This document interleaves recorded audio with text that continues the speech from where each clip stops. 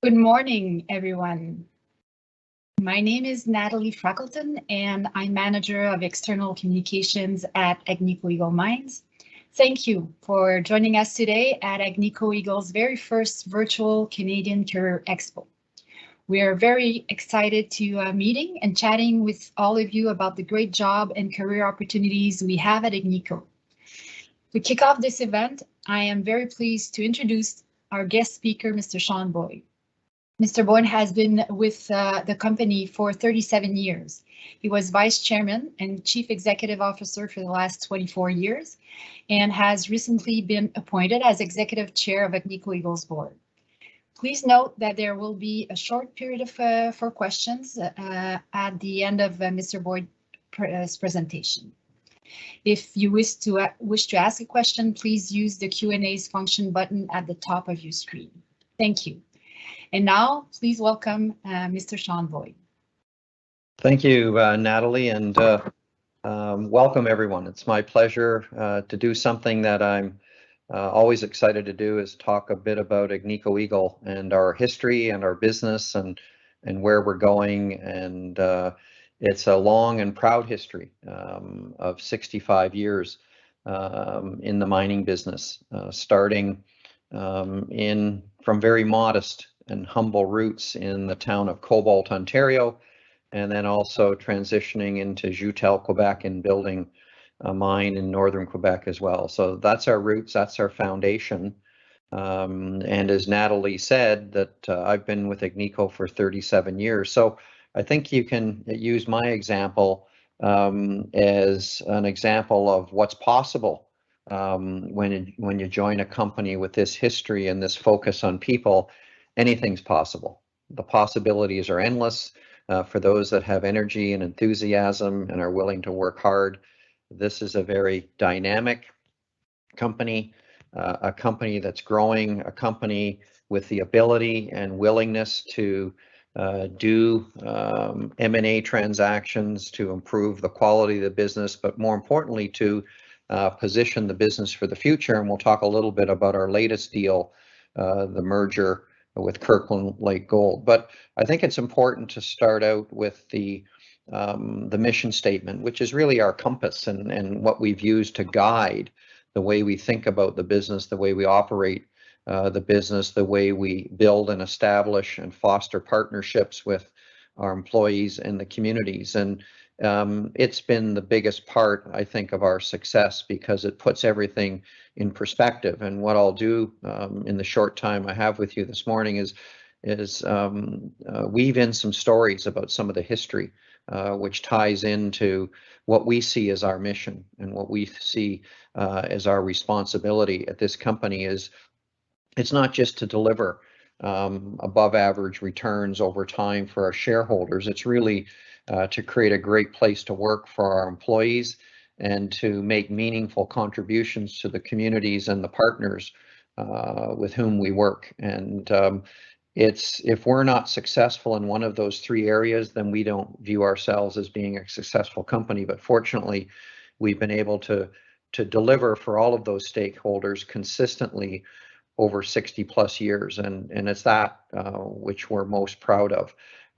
In terms of, Natalie did touch on my background at Igneco, being here 37 years, starting in 1985. So I've seen a lot of the company. I've seen the company grow from, as we said, very humble beginnings. If you look back 25 years ago, within that template and within that mission statement, we've been able to go from a single mine, a single asset with 50 million in revenue, not making any money. The company had no cash, but what we had was far more important than money. We had great skills.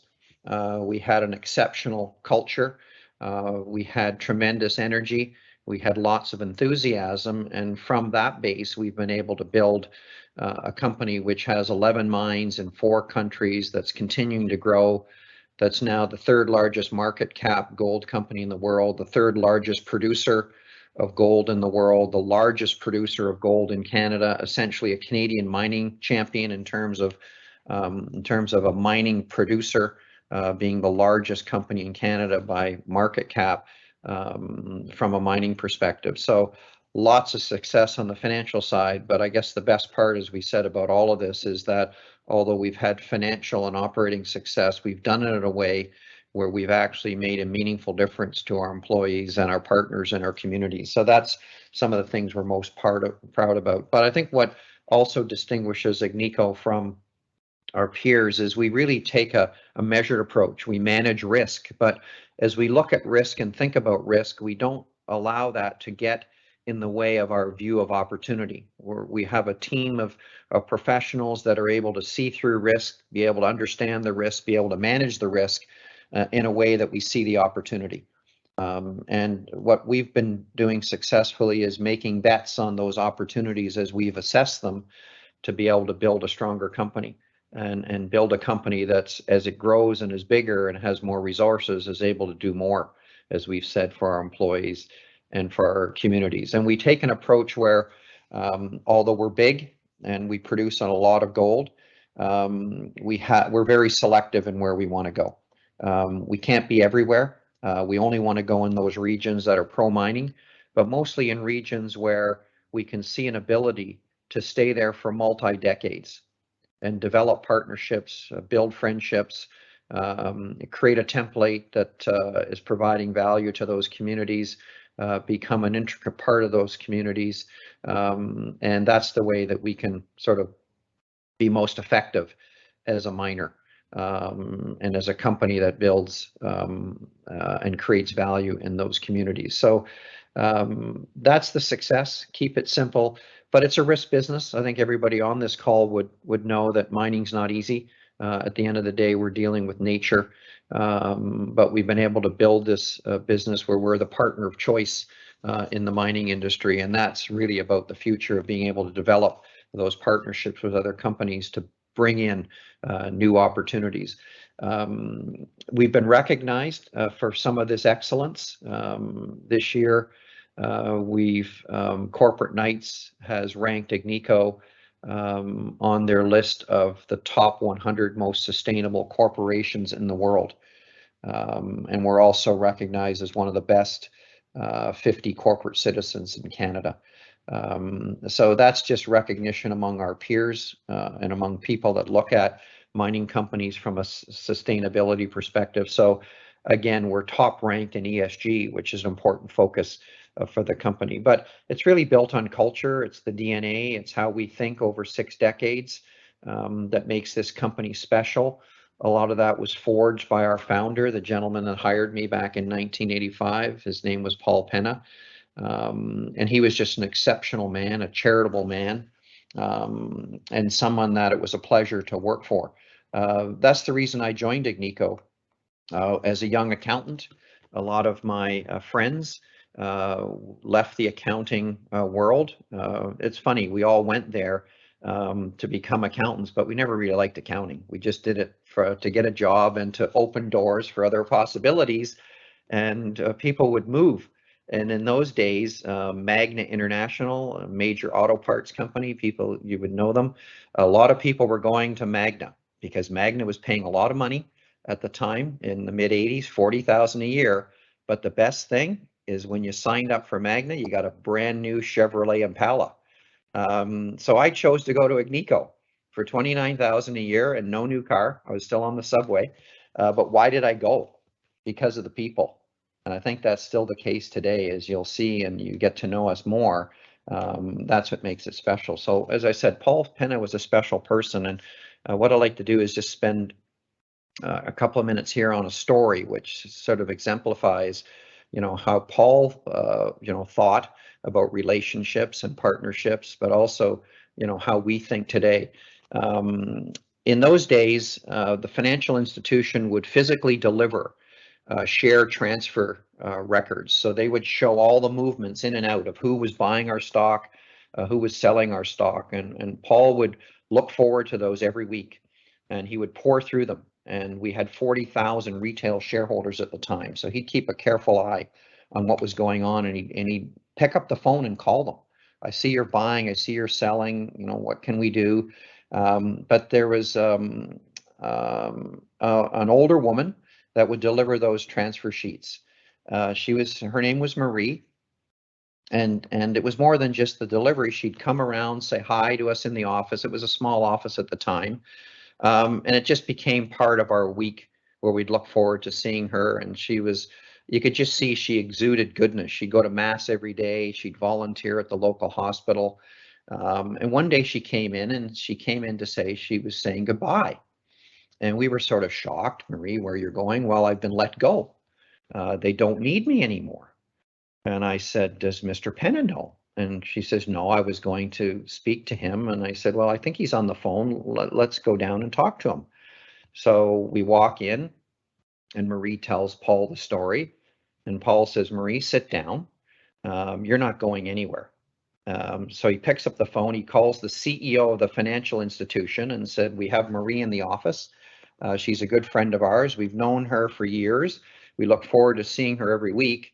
And she's just come in and she's saying goodbye, that she's no longer working anymore for your company. And I'm just calling to say, if that's the case, then Igneco Eagle's no longer doing business with your financial institution? Well, Marie kept delivering those transfer sheets for years. And even after Paul Penna passed away and I became CEO, after Marie retired, she would still come in often, and she would just come in to say hello. So I think that's a great example of how we think as a company. But I think what's also important is we've been able to adapt, we've been resilient, and that's critical in mining. And you're only able to adapt and deal with challenges because you have smart people that are always thinking about how to make things better, but are also focused on working together. And we're a company that's been very generous with information and knowledge. I would not have had the career that I've had as a young accountant joining Igneco in the mid-80s if there wasn't at the time and through my career extremely generous technical people that were always willing to share their knowledge of that side of the business for me as I was moving along in my career, which started on the financial side. So it was always that ability to work together and to be adaptable and be flexible. That is a big part of how we think and how we've been able to be successful and how we've been able to deliver on opportunities and meet the challenges that are presented by this industry. There's been a lot of news recently for Igneco. We embarked last year on a large transaction. We've done many since 2005 when we were just one mine to build this multi-mine company. The latest was a merger with Kirkland Lake Gold, which, as we said, makes us the third largest producer of gold in the world and the third most valuable by market cap gold company in the world, behind Newmont and Barrick. And as we said, that was not always the case. We were a much smaller company for many years, but we used those skills to position ourselves to be able to attract the best deposits and the best opportunities, and then to use our skills and our experience in those regions where we're comfortable working to turn those opportunities into critical and important parts of our business. And so as we sit here now, I use the word dynamic and growing at the start. A big part of the combination with Kirkland and Igneco is it certainly makes it much more dynamic. It makes it much stronger in terms of a company that's able to take on even new opportunities. And I would say we're not done looking at opportunities. We have an extremely strong financial position with almost $1 billion US in cash. We generate a significant amount of net free cash flow in the business, even after paying a sizable dividend to our shareholders. We've paid a dividend to our shareholders for 38 consecutive years, which is not easy to do in an industry with the volatility that we see in the gold price. But we've been able to do it because we've been focused and disciplined, and we understand that a big part of our job is to continue to deliver on our on our promise to our shareholders of building that long-term value. But also this transaction positions us to continue to be the leader in ESG in the mining space. We're highly ranked currently as Igneco. We have a much broader platform, as we said, to continue that leadership. If we look at from an environmental perspective, Igneco Eagle on its own prior to the merger with Kirkland Lake, on a relative basis to our peers, was a low emitter of greenhouse gas emitters, relatively low user of fresh water. Kirkland Lake was even better than us in terms of lower greenhouse gas emissions. So from an environmental perspective, this business stacks up very well among our peers, but there's much more to do on that front, particularly in places like the Canadian Arctic, where we're looking for renewable sources of energy. So a big part of the opportunity here for new employees is to bring in new skills. We're at an inflection point, we feel, in terms of the adoption of innovation and technology in the mining space, whether it's automated equipment, whether it's bringing renewable energy sources to our business, whether it's battery powered equipment in underground mines. There's a lot of good and exciting things happening, and we want to be at the forefront of that. And we've got a lot of good skills now, but there's much more that we can do to improve the underlying quality of the business. So as we said, even though we've grown dramatically, even though we've expanded around the globe, we have been selective in those places where we've chosen to operate. We don't want to be in places where people don't want us to be. Mining's hard enough. We want to go into places where people welcome us, want to be our partner, want to work with us to make things better for communities, make things better for workers, and we're happy to be there. So even though we're bigger, it really doesn't change who we are or how we think. That's still very much embedded in our culture, and that won't change even as we grow bigger. It gets more difficult, it gets more challenging. We're not perfect, we know that. We're learning all the time. And there's things that we will continue to focus on and get better. But I think the key thing is the focus is maintaining this high quality growing business, but doing it in a way where we're a caring company, we're committed to our people, we're committed to bringing in new skills, we're committed to bringing in talented people to build on the success we've had for over 60 years. And before I turn it over for questions, I get to do one more story. As I said, as a young accountant, there really wasn't a job description. They really didn't tell me what time to come in the morning or what time to go home. They didn't really tell me what to do. I actually knew what to do because for 2 years prior to me actually signing on with Igneco, I was an outside external auditor working for the firm that actually audited Igneco's financial statements. So I've actually been walking through the front door of Igneco since 1983. And when I started, there was only 5 people in the head office. But part of my job was to deliver things for Paul Penna, even though I was responsible for the financial part of the business. And Paul Penna would drive a 10-year-old Chevrolet car. He'd park in the same parking spot every day, above ground surface parking at the corner of Richmond and Victoria in downtown Toronto. He would come in early. I'd come in at about 7. There'd already be notes on my desk that he'd sort of mark 4:25 a.m. and he'd be reminding me to do things. But when he got in the morning, he was able to walk to the car, from his car to the office. He knew a lot of the people that unfortunately were homeless and lived on the street. He knew them. He knew them by name. And I remember one meeting, we were in a meeting, he got a phone call. He was asked to come out of the meeting. He came back in the room and he said, "Sean, here's the keys to my car. You know where I park. There's a winter coat in the trunk." He said, "I want you to go down, get the winter coat." He said, "There's some food in the trunk in a bag."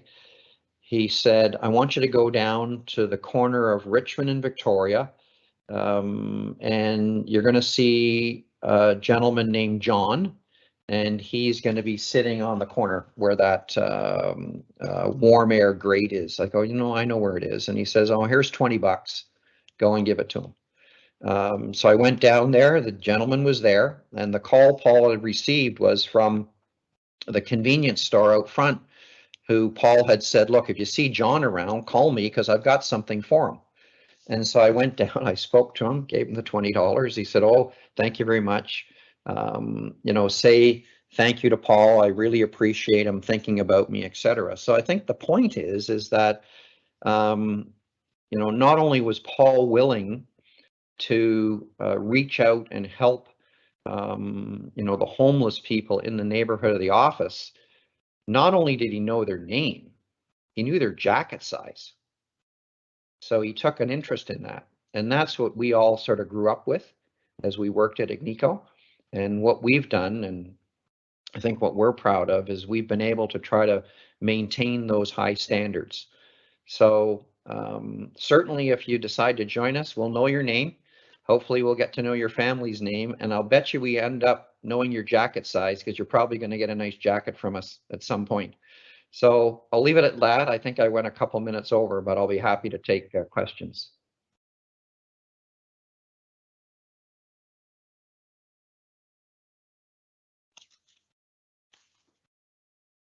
Thank you, Sean, for this presentation, and thank you for sharing Agneco's great story, as well as your personal experience. So that was very inspiring and very interesting. We'll now open it up to questions from the participants. If I'll just give it a few seconds to see if any of you have any questions. Just remind you to put them in the question and answer. Use the question and answer button at the top of your screen if you have any questions for Mr. Boyd. While we're waiting, I do have a question. So you talk a lot about the culture of Igneco as being a special culture, and having our operations in 4 countries and having expanded throughout the years. How do we maintain an employee culture on this global scale? Yeah, as we said, it does get more challenging as you get bigger. And I think one of the things that we know works is that personal connection, that personal interaction. And so what we've done over the years is made sure that from a leadership perspective, we get around to the sites, we interact with the workers. And you know, Natalie, you would help me when I went around and did the open houses at the mining sites, and we'd go and do open houses underground in Finland or in the plants at LaRonde or Canadian Malartic or wherever it was, and that was always important. So I think we have to continue to sort of do that and focus on that. But I think the most important thing is employees need to understand who the company is, what the background and history is, but where we're going. And we take a lot of time in terms of mine planning, budgeting, strategy.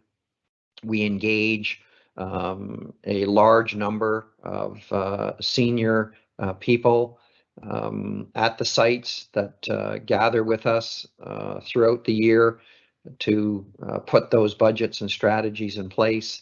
And then, as you know, as we just said, we follow that up with visits to the site. So it's important that that strategy, that thinking of how we're going to move the business forward, that percolates down as far as we can get it down to the sites. And it's been challenging, as we've said, with COVID. And we've done an exceptional job as a company protecting our employees and the communities, but it will be important now to sort of re-engage physically and personally with the workforce so that we get reconnected after the last 2 years. Yes, and speaking of COVID, so we have a question here. And so what are some of the ways that Igneco employees needed to adapt during the COVID-19 outbreak? And has anything permanently changed about the way people work at Igneco since the pandemic? Yeah, I think 2 parts to that. I think early on, our team had some great thinking, and I really didn't understand it initially when I heard it. I was kind of skeptical because they came up with this idea that we were going to be able to implement a testing program ahead of the government actually implementing testing programs. And it was through great connections that our team had in the Abitibi with some very experienced people that had a lot of history dealing with pandemics that we were able to do that, as you know. And that combined with a willingness to protect our Inuit workforce was how we were able to get our employees comfortable through testing and through separating the communities as much as we could from the work sites, that we were able to manage through that. So that worked extremely well. As you know, that was recognized by governments at a number of levels in terms of how we responded so quickly and so well. What have we learned? I think we've learned that we can work smarter. I think one of the things we may have been too focused on as a company. We do work hard. I think that's something that has been part of our success. But I think what we've learned is We don't have to go, pedal down all the time. I think this has taught us that we can be more selective, we can work smarter, we can use technology to still engage. Ultimately, how does that play out in the various work sites? We're still working on that. Certain roles have more flexibility, but what we're trying to do is find a good compromise between being flexible, but also being fair, but creating a better work-life balance. And there's a lot of learnings that we're compiling now and putting those in place. Each site will be different depending on those sites. And I think one of the other big parts of our success is, the sites have a lot of say in how they build their individual businesses, how they manage their businesses. We provide oversight and guidance around strategy, but these will have to be tailored. These policies will have to be tailored to the roles, the responsibilities, the sites, etc. Thank you. Thank you. Another question from another participant about the perception. So mining is sometimes perceived as an industry that is not so or not exactly environmentally friendly. So do you think some people are dissuaded from working in the industry because of that? And if so, how can mining companies do a better job at showcasing their sustainability efforts and improving on that front? Yeah, I think there is a perception, a negative perception around mining, and part of that is, the industry hasn't done a good enough job of telling the whole story, and we see it and live it every day, and we see the tremendous benefits that a properly run business that's engaged in the community and looking out for its employees can bring. And that's not well articulated. It's not well explained. Igneco's tried to be proactive on that with a social media advocacy campaign called We Make Mining Work, which explains the benefits that we've brought. On the environmental side, there's lots of technology that good mining companies bring to the table every day to minimize the impact. And so I think the perception is wrong, but it is out there. It's something we have to manage and deal with. And I think if people take a real close look at mining, we can look at a site like Joutel in northern Quebec that I first visited in 1983, and that area has been entirely reclaimed. And so mining companies take responsibilities seriously. Our example is we started at the top. We talked about Cobalt, Ontario. Well, Cobalt first started mining in the early 1900s. Igneco became the dominant landholder there.